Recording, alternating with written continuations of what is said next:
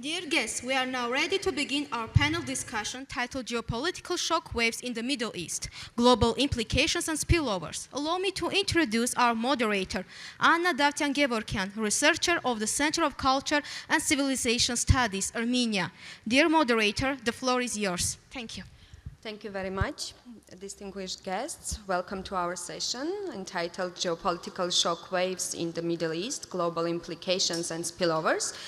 The escalation in the Middle East have moved far beyond a regional crisis. They are global shockwaves impacting energy security, maritime trade, and strategic balance of Eurasia. Not only for the Middle East, but overall for the global economy and geopolitics. These are not distant events. It remains critical due to its central role, and our region, South Caucasus, also has plenty of spillovers because of the crisis in the Middle East. And the region remains critical to its central role in the energy supply and maritime trade. As a vital crossroads for trade and energy, both Middle East and South Caucasus are unequally sensitive to the instability of the region. And today we will analyze these spillover effects from shifting power dynamics to the resilience of our economic corridors. To guide us through this landscape, I'm honored to introduce our honorable panel with distinguished speakers who bring perspectives from key regions directly affected by the spillovers of this war. And we will start from Her Excellency Mrs. Spripriya Ranganathan, Secretary for Consular, Passport, Visa and Overseas Indian Affairs from the Ministry of External Affairs, India. Thank you, Mrs. Ranganathan, for being with us. Mr. Alireza Khodagholipur, Director General of Institute for Political and International Studies from Iran. Thank you, Mr. Gholipur, for being with us. Mr. Humayat Ali Almani, Head of the Diplomatic Academy in Foreign Ministry of Oman. Thank you very much, Mr. for being with us. And Mr. Away Kamara Kenao, Director General and Lead Researcher in Middle East and Asia Pacific Affairs of the Institute of Foreign Affairs from Ethiopia. Thank you very much for being with us in this very important panel, I guess. And so the key question of our panel is not whether there will be or are spillovers, but how serious they are and how different regions deal with them. And let me begin from Indian perspective, Your Excellency. With nearly half of India's oil imports and millions of its citizens tied to the Gulf countries, is this crisis primarily an energy security problem or a diaspora security crisis? And let me also remind you that for the introductory speeches of you, we will have 4 to 5 minutes for each of you. Please, the floor is yours. Thank you very much. I think you have captured the context very beautifully insofar as India is concerned. This is indeed a crisis which has had a tremendous larger-than-life impact on India. One, because of the kind of economic dependencies that we have, the connections that we have with our partners in the Gulf.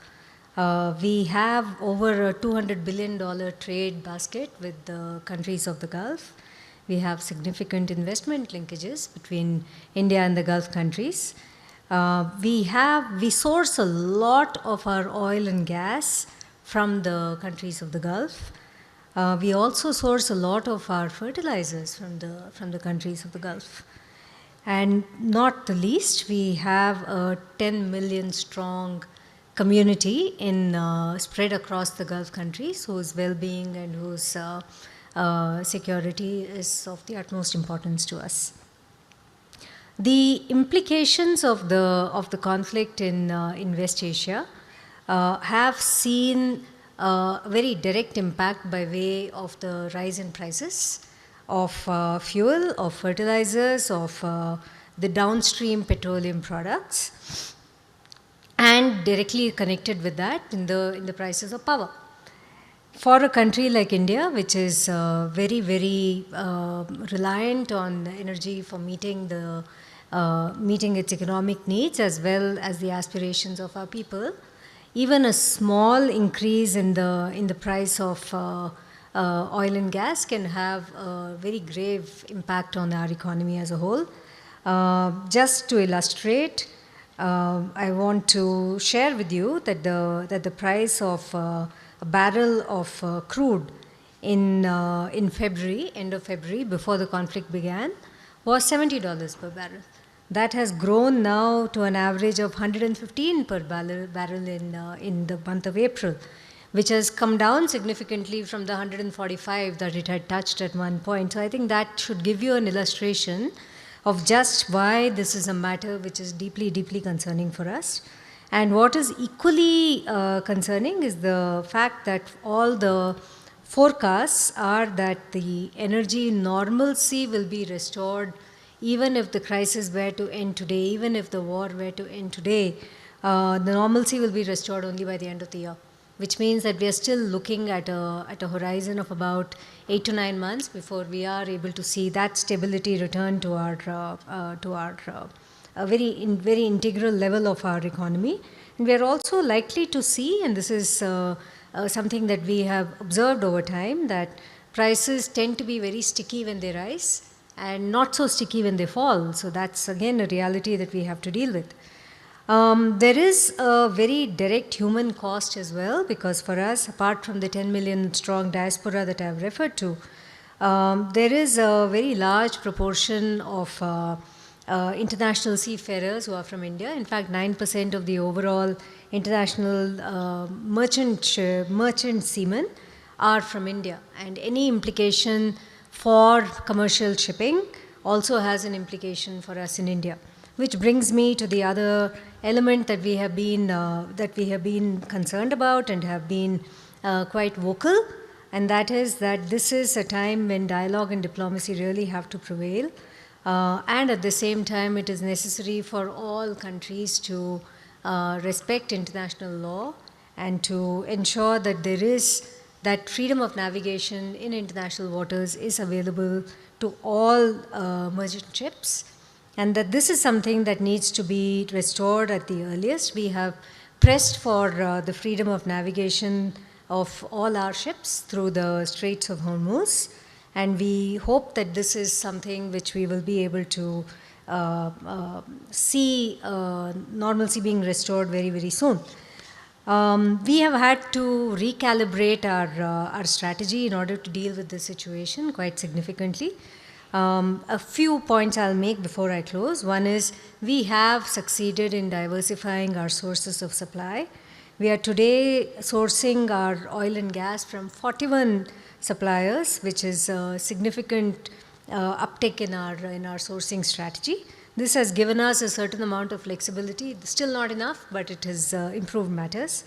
We have at the same time also tried to diversify our sources of fertilizer, which is again something that we are heavily dependent on. As you know, India is a largely agriculture dependent economy, and for us, enabling free access of and reliable access of fertilizers to our farmers is very, very important.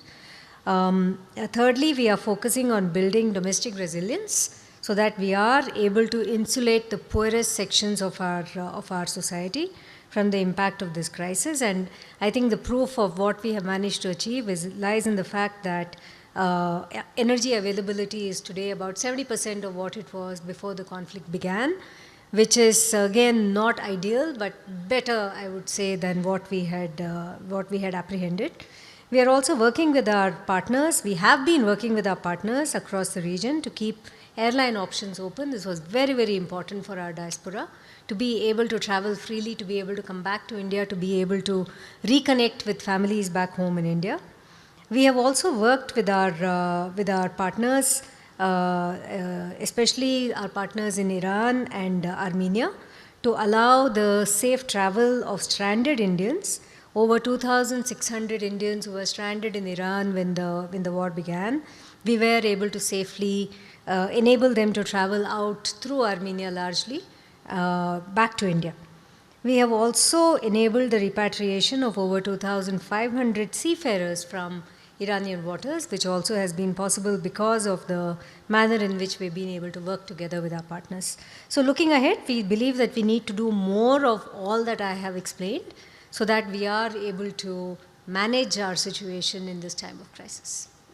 Very much. Mr. Holipur, when it comes to Iran, of course, a country in a war, we all know about military consequences, but I want you to ask about Iran's economy, currency instability, declining exports and infrastructure damage, and how does the new vulnerabilities impact also overall atmosphere of the cooperation in the region? Thank you very much. Very good afternoon. Now it's fine. Yeah, very good afternoon to all. It's a pleasure to be with you this afternoon. In fact, it's a very critical juncture. We are living history. Before answering your exact question, I want to emphasize here that it is very difficult to differentiate between geopolitical and geoeconomic implications of the war. I believe this war and its implications is an issue of high politics, mostly, and it's impacting the whole process of forming new alliances, new unions in near future. It is eroding international order, which has been in place for several decades. It is, and this erosion is happening by the very founders and protectors of this international order. Geopolitical implications of this, I think it will intensify the power politics, intensify the power competition. It will expedite China's rise and US decline. But inside the region, we see also so many implications. In the field of security, in the field of politics, as I said, it's an issue of high politics. Also in the field of economy and geoeconomics, it is impacting the whole previous initiations and plans for the region. For years, we have been trying to find some ways to bolster our cooperation with our neighbors. We have always been trying as a great power in the region to initiate new plans for a more secure, more prosperous region. You know, the base of our foreign policy in the region has been promoting security for development and promoting development for security, because security and development are two intertwined, interdependent factors. But what we witnessed during last few months was somehow contrary to the way Iran was pursuing. Iran, of course, with some other regional countries, were trying to be focused on an inclusive arrangement for the region. We had always emphasized on the indivisibility of security, security for all, which is really very necessary for the region. But what we witnessed before the war and during the war was somehow disappointing and caused dysfunctioning of the previous plans. This has been very important for the region, and I believe that it will have so many implications for different actors in the region. Here, one of the most important implications of this war will be bolstering the role of middle powers, because those big powers are losing their relevance in so many cases, and middle powers can play a much more important role. Here, we are representing so important countries in the region: India, Oman, and Ethiopia, and of course Iran, and some other countries. We can play a very decisive role in planning the future of our region and planning the future of our world. This is our world, and this is our responsibility to play a very positive role, as I said, for inclusive arrangements in different parts of the world. Thank you, Mr. Ghalipur. Mr. Almani, Mr. Ghalipur spoke about the decisive role of the middle powers, and Oman tried to have also its own diplomatic role in the region. But we now witness a situation when diplomacy isn't shaping events, but just reacting to the escalations it can no longer control. What do you think from the Omanian perspective to spillover of the war on the diplomacy overall, and especially diplomacy of the region and regional countries? Thank you very much, and happy to be here. Let me start by thanking the Armenian government for hosting such an important sessions. It is true to say that we are going through a difficult time, especially moving the shift from a rule-based system into a power-based system. This is something we have to really be careful, but going through the roles of diplomacy, of which not to militarize diplomacy, let me just overall maybe highlight some of the points that I think the spillover basically affecting everyone, including us on the region. I think when it comes, let's first mention the energy, as we all today look for a much more economic partnership. It has been quite damaging, not only to those inside, but also to the partners in many parts of the world, be it in Europe, Asia, Japan, Africa, and many parts. Secondly, I think the inflations. Look at the prices today, what we are facing today on the shipping insurances. This is something we have to be really careful. The regional security today as its risk, very much so, as it's one of the most militarized zone today that we're having in the Gulf. So you can imagine any mistakes being done by anyone, it can take us to a much more deeper war that we may not know where will it end. I think on the geopolitical leverage also, this is something that we have been quite badly affected. On the legal side, I think look at the maritime order today. There is a real threat to the freedom of navigation. And if all of us think this is only in this part of the world, but you can imagine this can have a spillover also in many parts of the world. On the economic diversification, I think we in the Gulf has been affected, but also I think looking at the supply chain, also that has an effect. Something that sometimes we don't speak of, look at the environmental risk today. What we are facing, it's a direct threat, of which we are not much talking about it today, but it required some special attention, having especially some of the Gulf colleagues who are not far from their shore. They have the desalination, so you can imagine those environmental risk as well as the damage that's really been done to the environment.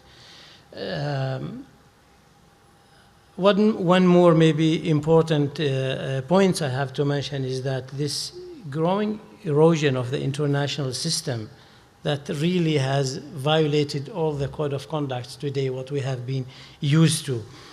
Now, going specifically to your questions of how much diplomacy, I think, unfortunately, diplomacy has been militarized today. So we do need to really go back to the basics of where do we want to go from now? Do we want to just continue on such attitudes and formula, or shall we just encourage ourselves and like-minded countries today, including Armenia, that search for peace? This is what we do need to remind ourselves, remind the policymakers that without the respect of the international law and diplomacy, that globally may take us into a completely different sphere. Thank you. Thank you very much. Mr. Kenau, our speakers already spoke about the spillover on the energy sector and energy crisis in Ethiopia too. There is already fuel shortages and also rising costs. And also just to remind our audience, Ethiopia is the largest landlocked economy, heavily dependent also on Addis Ababa-Djibouti corridor. And is this dependence now a strategic vulnerability under regional instability, and how Ethiopia tries to mitigate these risks on the dependency of one economic corridor? Okay. Thank you so much, the moderator, and then I would like to also extend a gratitude to the Ministry of Foreign Affairs of the Republic of Armenia for the invitation. Ethiopia is one of the landlocked countries, one of, I think we could say, the biggest landlocked countries in the world, with more than 130 million population.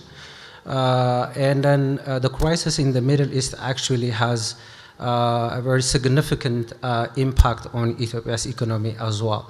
So it's not only economy, it has also a significant impact on the stability and then security, as well as probably, often we say it a kind of what brought a strategic vulnerability to Ethiopia, because Ethiopia is, as a landlocked country, which is found minutes away from the Red Sea.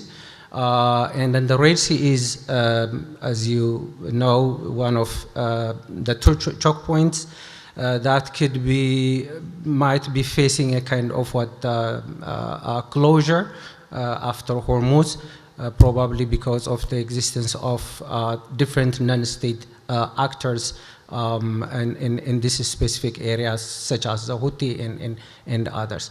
So it is a huge vulnerability, which often we call it dual vulnerability for Ethiopia. Vulnerability on its own account, being a landlocked, and then being vulnerability because of on the other's account as well. It is over 90% of Ethiopia, nearly 95% of Ethiopia's import and export to and from the international market are dependent on Djibouti. So it is a single source where we have nearly 11 access points that Ethiopia could have used, beginning from Port Sudan in the north until Mombasa in the south in Kenya. So probably because of not the geography, constrained by geography, but probably because of constrained by geopolitics, it is only one route that we are using at the moment. So it would be very difficult for Ethiopia to actually survive such a kind of waves that are coming as a result of closure of choke points. So the Red Sea, as I have mentioned earlier, there are so many expectations from different scholars, politicians, and think tanks, where this is going to be the second closure experience that we are going to experience. So Ethiopia being dependent over this area, specifically in the Bab el-Mandeb, which would have a very significant impact. And so the other thing I would like to just discuss is also at the implication of the Middle East crisis is there is a shift of attacks to energy facilities and then civilian infrastructures in most of the Gulf states, and then as well as in Iran as well. We have a strategic interests in both Iran and then the Gulf states as a result of what Gulf's movement of diversification of their economic earnings. So they have been investing in many spots of Africa, and then Ethiopia is also one of them. So as a result of this crisis, there is a reduction of investments from these countries as well. So it's not only oil and then fertilizers, but other economic activities has been also halted as a result of what this kind of things, and as a result of what tax shifted to this kind of what civilian infrastructures as well. And then as mentioned earlier, this crisis had also brought a kind of what an end of the limits of a war.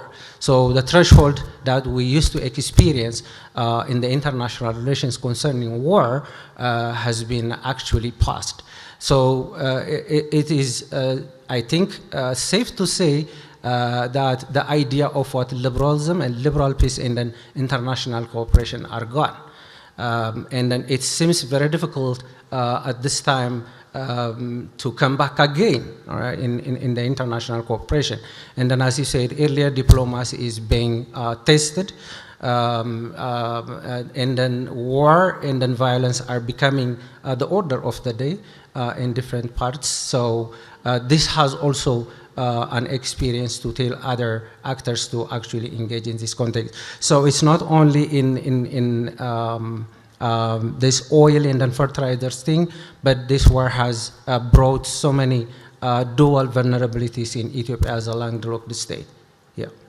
Thank you very much, Mr. Kano. We will definitely come back to the international law and crisis it now faces. But let us talk also about, you spoke about the difficulties to differentiate between geoeconomics and geopolitics, but let us speak also about transit routes and also connecting this with our region, especially from Indian perspective, Your Excellency. When Strait of Hormuz is still under double blockade, how critical are Chabahar port and the international north-south transport corridor for India's connectivity strategy? And considering these vulnerabilities, does India consider also other plans of having other transit routes, and also what kind of maybe projects will be more important for India connecting to the South Caucasus also? Again, I think it's a given that the reliance of not only India but most of the countries of Asia and Europe for evacuation of goods from to and from the Gulf through the Straits of Hormuz is really a given. And I think the faster we are able to restore freedom of navigation through the Strait of Hormuz, the better it is for the world as a whole. In terms of alternatives, there are a few projects that India has been very deeply involved in for a very long time now. And again, I think it would be true to say that transport corridors take a long time to develop and to mature. So the lead time between an idea being considered, for it to get the right kind of partners, for it to get the financial buy-in, for us actually to see execution and utilization tends to run into decades rather than into years, and that's something that we are very, very wide open to.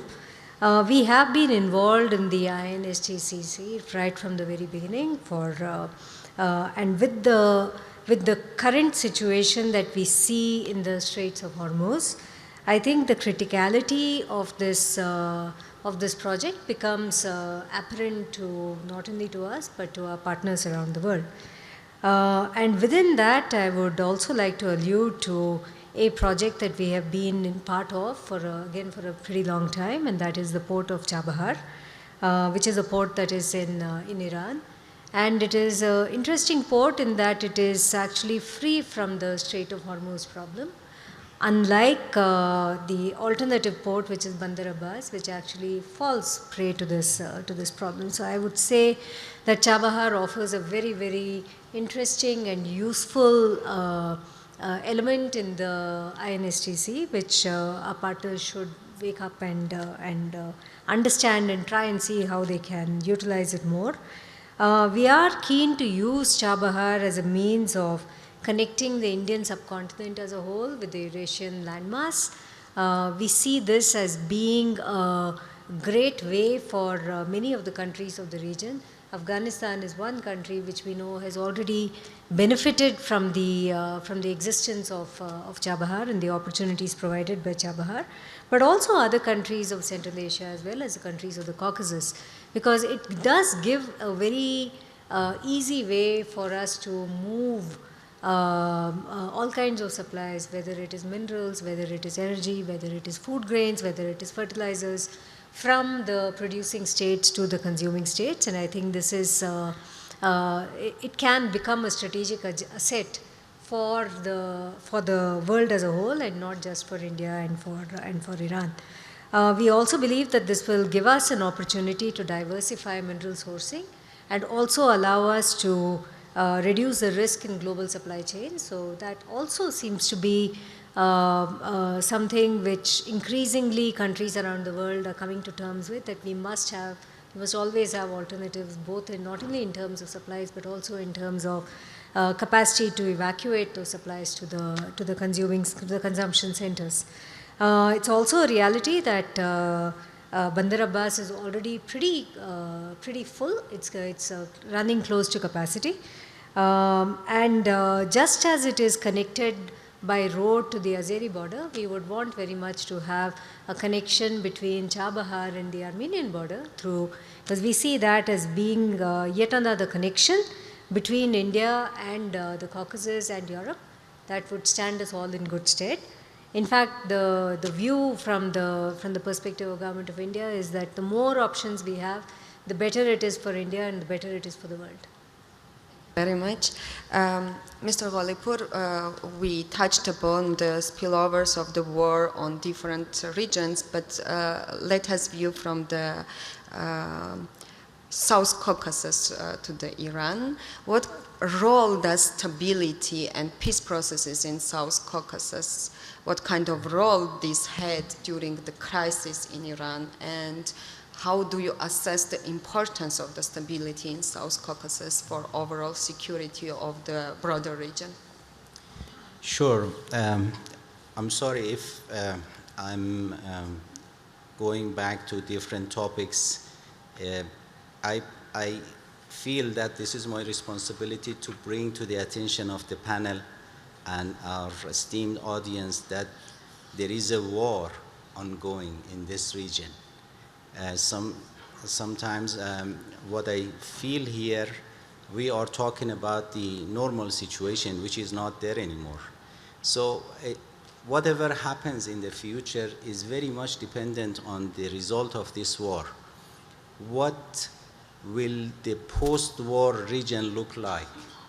It is a very important question and a valid question to be answered by this panel, that because of geostrategic location of Iran and Iran's position in different corridor routes, transit corridors, and for years we have been a route for north-south transit corridor, for east-west, and as was mentioned by our Indian colleague here, Iran's Chabahar port, Bandar Abbas port, and its importance in providing the platform for development and security of the region, be it in South Caucasus, Central Asia, Afghanistan, Pakistan, or our western borders. So it is very important to look at this lens to the developments, future developments of the region. As was mentioned, we are attaching a very great importance to the development in our neighborhood, including the South Caucasus. We are aware that so many plans are underway, and now different countries, including Armenia, are trying their best to use this opportunity to bring more development and welfare for their people, and it is very important for us. As I said, development in the region is very vital for us as a great power in this region. We look at it with very high sensitivity, and what is happening in Iran and in the region is very much impacting the future of this region. Regarding transit corridors, we are providing so many facilities in our neighborhood, including in South Caucasus, and I believe if we look at the reality that the investment is somehow risk averse, we can find out that this region does not feel enough security right now to absorb that investment which is needed for the welfare of this region, and it is a responsibility on our shoulders of our, all nations in this region, to play our role to provide the appropriate situation to be able to absorb this investment coming from outside, and to provide a platform for inclusive arrangements, which will be helpful for all. Thank you very much.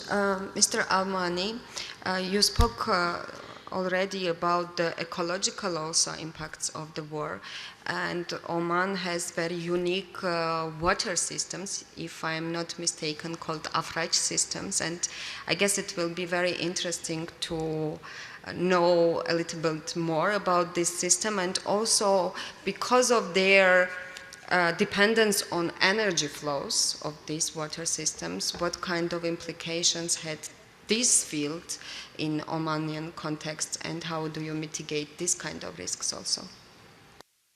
Well, thank you again for raising such an important question, but the environmental issues and water problems, I think today is one of the most priority, that not only for Oman but for the whole region.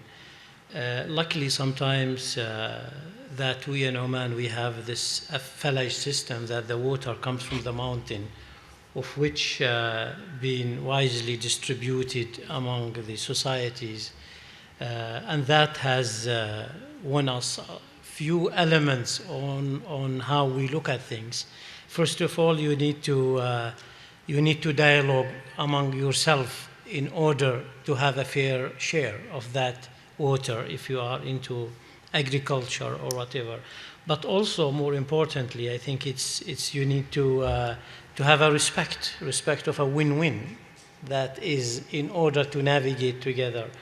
And I think thirdly is that whatever is done, you just need to look at your partners, whoever with you. So the whole society has been really moved into this Falaj system, which some of us in Oman, sometimes we like to call it a Falaj diplomacy or a water diplomacy. Now, slightly less effective from other neighboring countries, yes, but again, I think we do feel the environmental change that also happening to us. Yesterday, I had the pleasure of talking to your former Minister of Environment, of which he has enlightened me to the fact that sometimes this climate change can have more waters coming into few countries, and we have witnessed this in Oman. So again, what I wanted to say basically, without the environment itself has been felt so deeply within the Gulf. So imagine now the ecological effect from this military crisis that we have in the Gulf. I'm not sure how much can we really move forward, but despite the fact that it is a common interest, and as my friend from Iran mentioned, without the thinking of inclusivity, of working together, maybe the environmental issues can bring us some more leverages on how we work together based on partnership, because it is a win-win for everyone. And I believe the old regime that has existed in the past is no longer a fact of today. We do need to move forward. Historians among us today, I'm sure they know better than us that when the international rule-based system, lose legitimacy, we surely witness more crises, but we need to ensure that crisis not to be managed, but to find solutions. And I think countries within that region are capable of moving forward and trying to look for a solution, not only among the neighboring countries, but extended neighbors within our part of the world. Thank you. Thank you very much. Given that Armenian government has declared that better water management is one of the strategic dimensions for Armenia for upcoming 5 years, and I'm sure you have seen also the opening ceremony of EPC was anchored on the idea of better management of water, so your expertise from your country will be very much welcomed and important in Armenian context also. Thank you.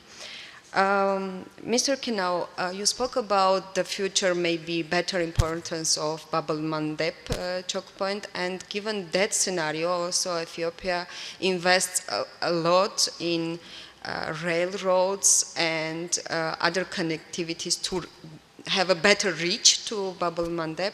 Maybe for your final words, I will ask you to elaborate a little bit more about this kind of investments and importance of this kind of investments.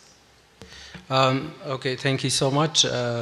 Yeah, I think the Ethiopian government had been working with different Gulf states, like as I highlighted earlier, like the UAE, Turkey, with the Kingdom of Saudi Arabia, and then apart from that, we still have also a good relation with Iran. And in trying to get a kind of an access to the sea, and specifically in the southern gates of the Red Sea region, the one that you mentioned, for example, Bab el-Mandeb, right? So there are two major mechanisms that we've been trying to get in access in this area. So the first one is to actually diversify our access to the Red Sea region, instead of being dependent on the Djibouti port, which, as I have highlighted earlier, over 95% of our activity is totally dependent on this port.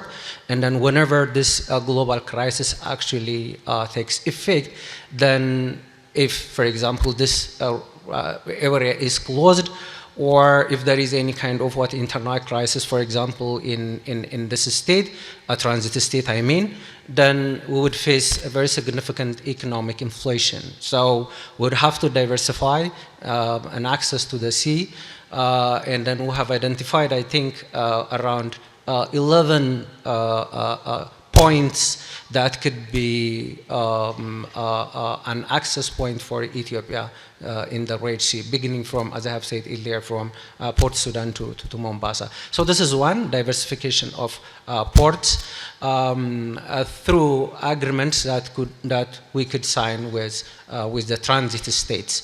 So as a result of this, we have extended, for example, this kind of invitation for the transit states of the Horn of Africa. But I don't think there was a kind of willingness from many of them. So we actually signed a memorandum of understanding with a de facto state of Somaliland, which actually get us in a kind of what a trouble or tension with our good neighbors with that of Somalia. And thank you, specifically thanks to the government of Turkey. They used their internal, mediation, international diplomacy, and then mediation process, and then actually the tension is now that they were be able enough to ease the tension.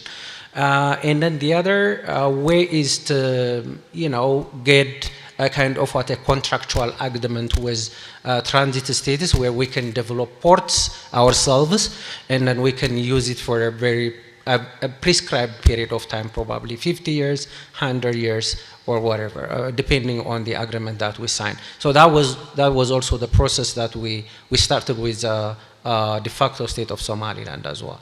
So the infrastructures that has been developing within the African Union initiatives that runs through from Mombasa to Port Sudan, that making Ethiopia or Addis to become a center of the Eastern African hub is still underway, but it might take some time.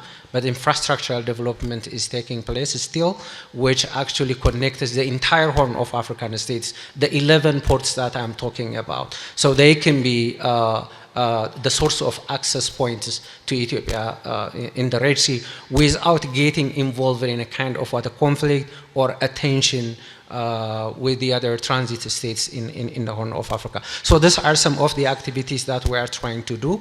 And then the third one might be in collaboration with the Gulf states. For example, the UAE is developing a kind of what a port in Berbera, which is in Somaliland. So we used to have a share, nearly 19% share, but we were not be able enough to pay that, and then we lost it. But we are still trying to get a kind of what port development agreements in collaboration with the Gulf states. So these are the mechanisms where we are trying to overcome our landlockedness and then probably strategic constraints that we've been facing for a long period of time. So we had faced a number of strategic costs being a landlocked state, and then specifically being dependent on a single access to the sea, which is Djibouti. Yeah, thank you. Thank you very much, Mr. Kenau. Because we are reaching already to the final minutes of our discussion, I will ask you to just have your final remarks within 1 or 2 minutes, starting from you, Your Excellency. So I'll use my time essentially to respond to, rather react to something which the distinguished delegate from Iran mentioned. I don't think any of us forgets that we are in a period of intense conflict. And the implications of that conflict or that war for the people across the world, in our case, especially for the people of India, is something that we are deeply, deeply, deeply concerned about. But what we are trying to do, and possibly that is what I was trying to explain in this conversation, is that taking a cue from the situation that we are living through right now and the perils of the current systems that we have in place, where there have been interruptions and implications for non-parties to the conflict. How do we prevent those vulnerabilities from becoming so acute in the future? That is the challenge that we are faced with today, and that is what we are trying to find solutions for, which is why diversification of sources, diversification of supply chains, diversification of connectivity corridors is so important for us. And fundamentally, again, I think the point needs to be made that those who are innocent bystanders to this conflict, who are in a way have been implicated by factors that were beyond their own control, their capacity to be able to trade and move freely should not be impeded by anybody. Thank you. Mr. Volipur. Thank you. I just want to remind all of us that Strait of Hormuz was wide open for millennia, and what is happening right now, it's because of the fundamental change in the circumstances in the region. This is this strait now is under control of Iran because of the special condition of war.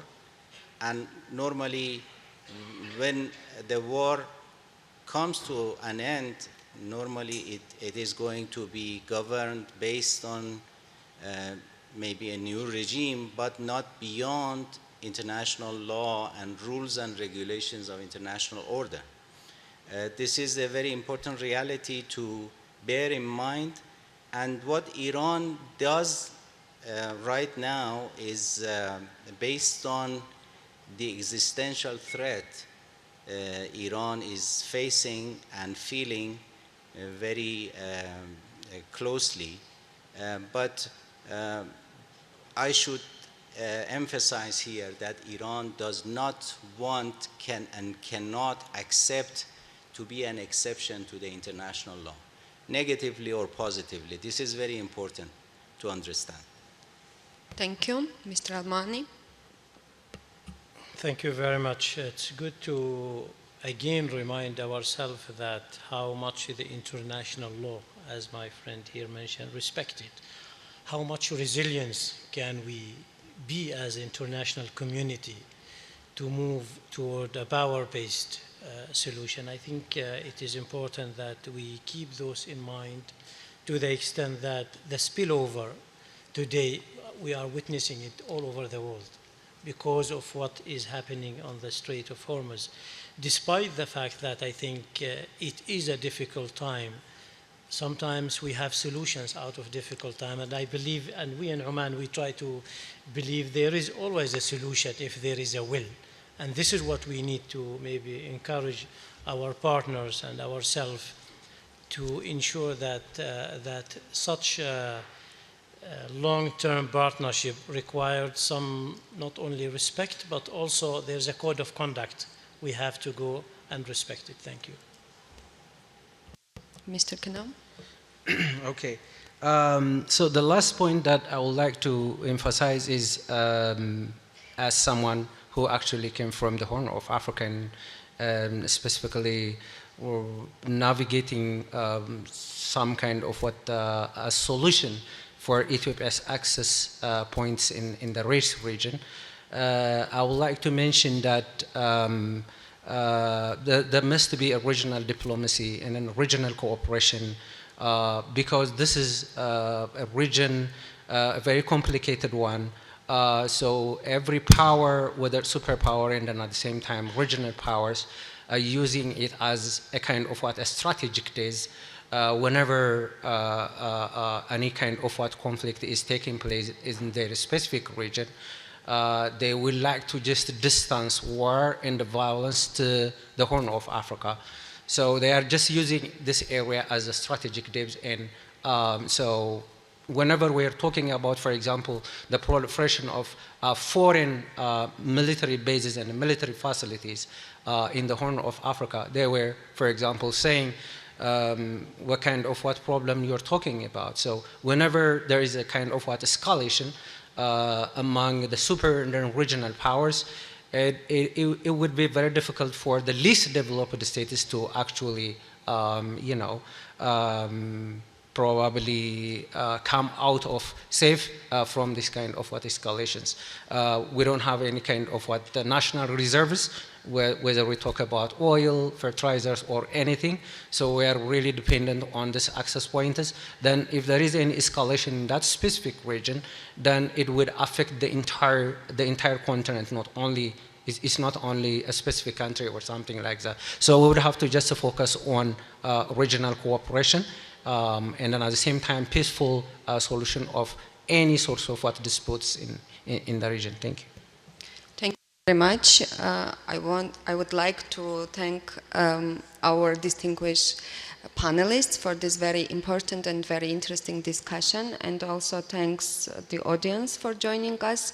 Of course, we spoke a lot about challenges, but I guess this discussion will contribute to the grounded understanding of challenges ahead.